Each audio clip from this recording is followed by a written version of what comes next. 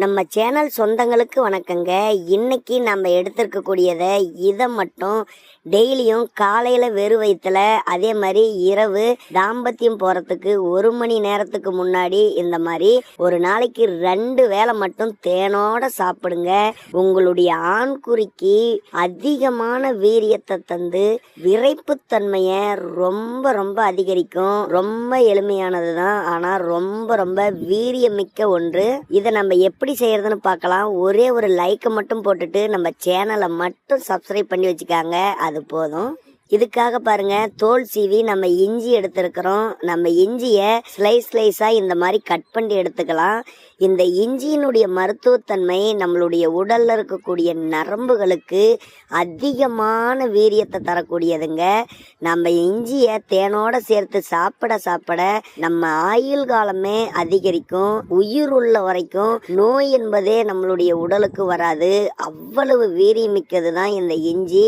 தேனோட சேரும் பொழுதுதான் இதனுடைய மருத்துவத்தன்மை 2 மடங்காக அதிகரிக்கும். இஞ்சியை வெறுமனா சாப்பிட்டா அல்சர் பிரச்சனை ஏற்படும். அதனால இந்த மாதிரி நீங்க கட் பண்ணி இதை தேன்ல சேர்த்து சாப்பிட்றதுனால இதனுடைய ரிசல்ட் என்பது அபரிவிதமா இருக்கும். இஞ்சி பாருங்க, கட் பண்ணி நம்ம எடுத்திருக்கிறோம். இதை ஒரு பவுல்ல சேர்த்திக்கலாம்.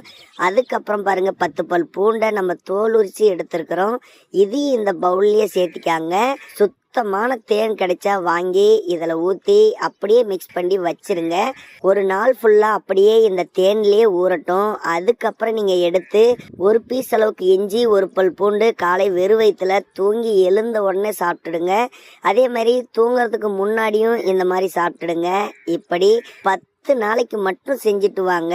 இந்த இஞ்சியும் இந்த பூண்டும் நம்மளுடைய வயிற்றில் இருக்கக்கூடிய எல்லா கழிவுகளையும் வெளியேற்றிடும். கெட்ட கொழுப்புகளை அறுத்து வெளியேற்றக்கூடிய ஒரு அற்புதமான பொருள் தான். உங்களுடைய நரம்புகளையும் உங்களுடைய எலும்புகளையும் பயங்கர ஸ்ட்ரென்த்தாக வச்சுருக்குங்க. அது மட்டும் இல்லாமல் ரத்த ஓட்டத்தை சீராக்கி டெஸ்டோசிரான் ஹார்மோன்களை ரொம்ப ஆண்களுக்கு அதிகரிக்கும். இதனால் ஆண்மைத்தன்மை என்பது எப்பவுமே குறையாத நல்ல முழுமையான ஆண்மைத்தன்மையோடு இருக்கலாம். கண்டிப்பாக பயன்படுத்துங்க. நீங்கள் பயன்படுத்தி ஒரு 2-3 நாள்லேயே உங்களுடைய ஆண்குறியினுடைய விரைப்பு அபரிவிதமாக இருக்கும்.